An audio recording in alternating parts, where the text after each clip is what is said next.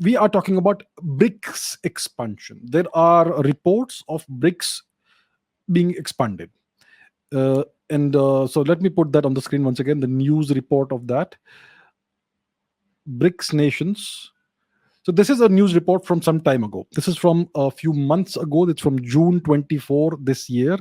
It says that the BRICS nations are continuing discussion on the expansion process. The leaders of the five nations will continue to discuss the possibility of admitting new countries to the grouping on the basis of full consultation and consensus, and there is progress happening in this direction, and so on and so forth.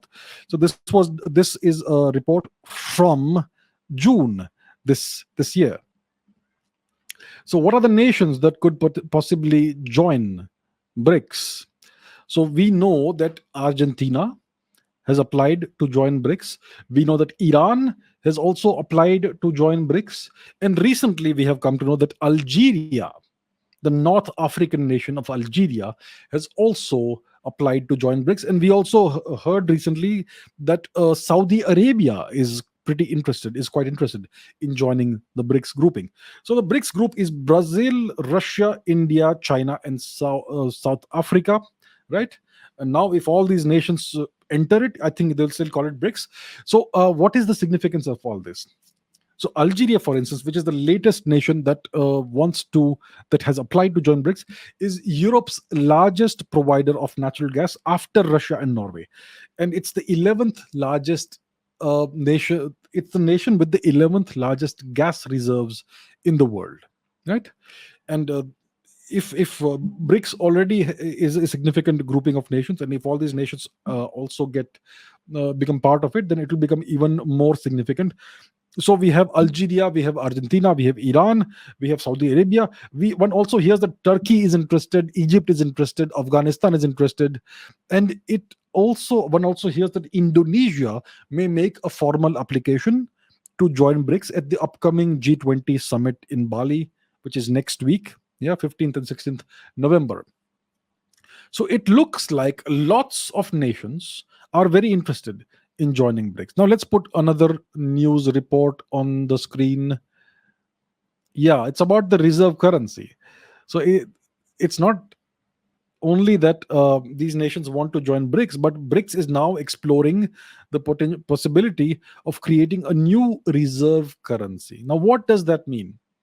And first of all, let's understand why are nations so interested in joining BRICS. The major nation, the largest economy in BRICS is China. And we know that after the pandemic, nations are kind of wary of China. Nations don't trust China anymore the way they may have used to trust China before the pandemic. So what's happening is that we are witnessing multipolarity, the emergence of multipolarity. The Russians call it a polycentric world order, but we are witnessing a significant movement of the global order towards multipolarity or polycentrism. Now, who is driving this multipolarity? Who is driving it? Is China driving the multipolarity? No, it's not China that's driving the multipolarity. China is kind of stagnating as an economic power. Right now, what we are witnessing is that Russia is driving the multipolarity of the world. Russia has emerged it's kind of re-emerging as a major power, if not a superpower. It's got the most powerful nuclear arsenal in the world. It controls the largest land area in the world of any nation, and it controls almost half of the world's resources, right? And Russia is standing up against NATO, and it is essentially right now driving the multipolar world order. That's what Russia is doing. So India is kind of in some way aligning itself to a certain extent with Russia. India is also aligning itself with the United States when it comes to the Quad and various other things. So we are witnessing multipolarism, and we are witnessing the world is kind of gravitating towards BRICS right now for a variety of reasons. First of all, there is a sense in the world that America, the United States, could be a declining world power. We are witnessing signs of that. We are seeing signs of that. And we are witnessing that Russia is rising again after a very long time. And India is also rising. And China is also kind of declining or not rising the way we would have expected it to rise. So we are witnessing this age of confusion.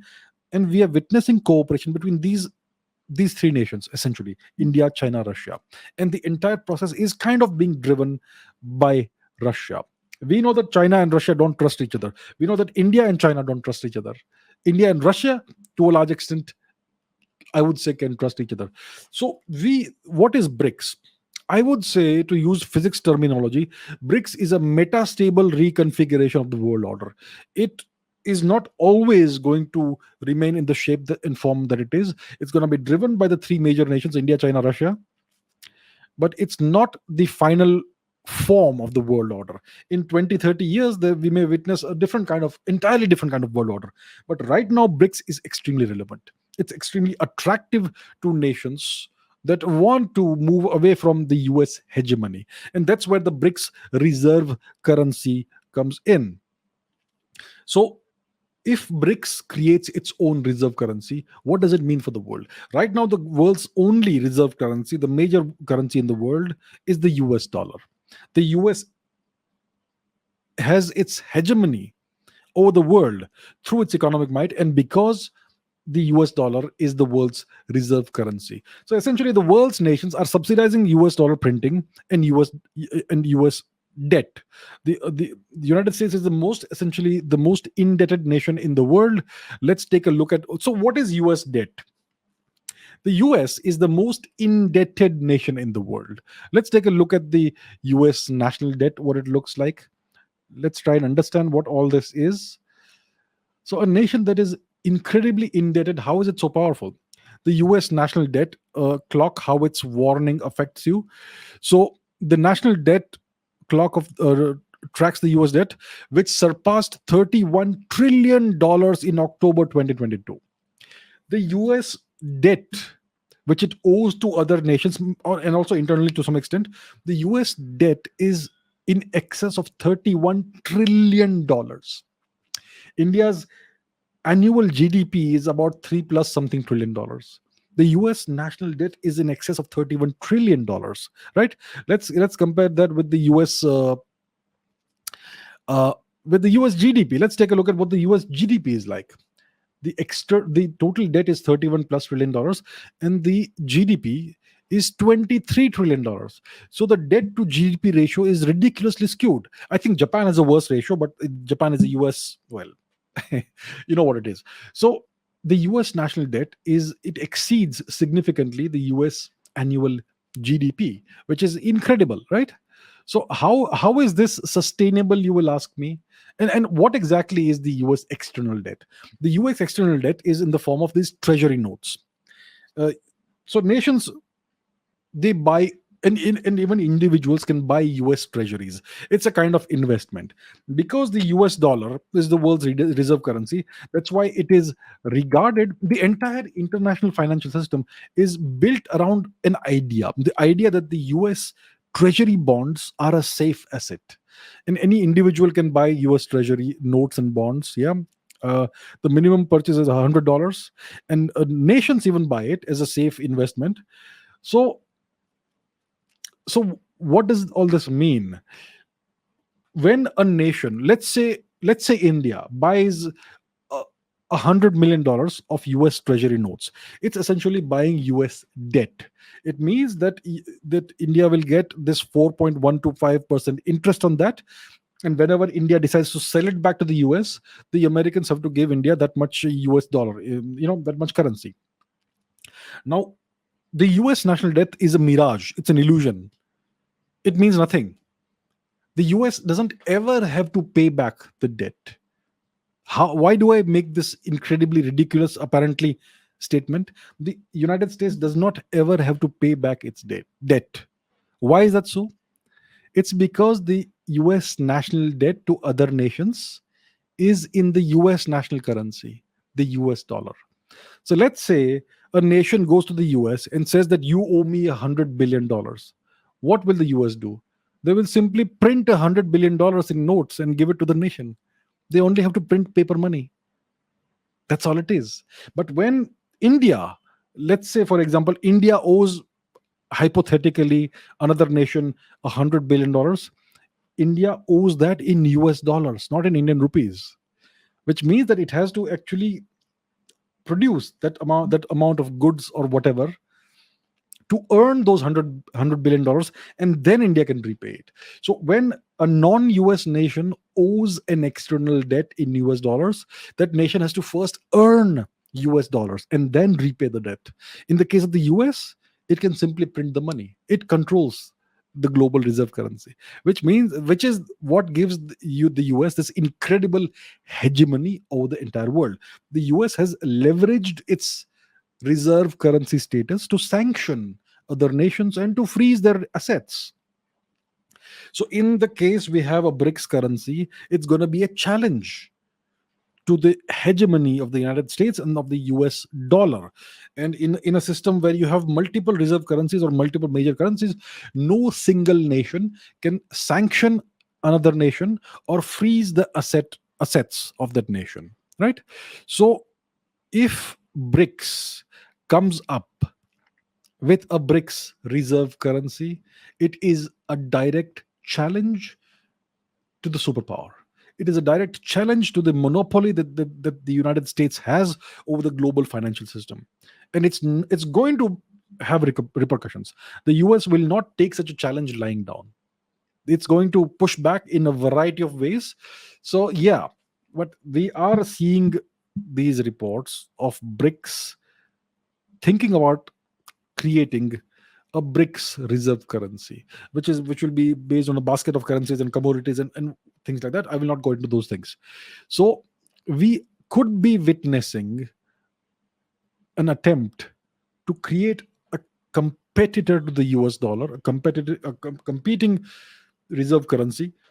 And this could cause a bifurcation of the global system, of a bifurcation of the world order, and it could set essentially the United States against the BRICS nations. And if more and more nations are now interested in joining BRICS, it would indicate that more and more nations are seeing the US as a declining nation, as a declining power, and they possibly want to throw in their lot with the other group of nations. And maybe it means that they're tired of being bullied and pushed around by the US, and maybe tired of US hegemony. So and some of these nations like Saudi Arabia are essentially owned by the US, right?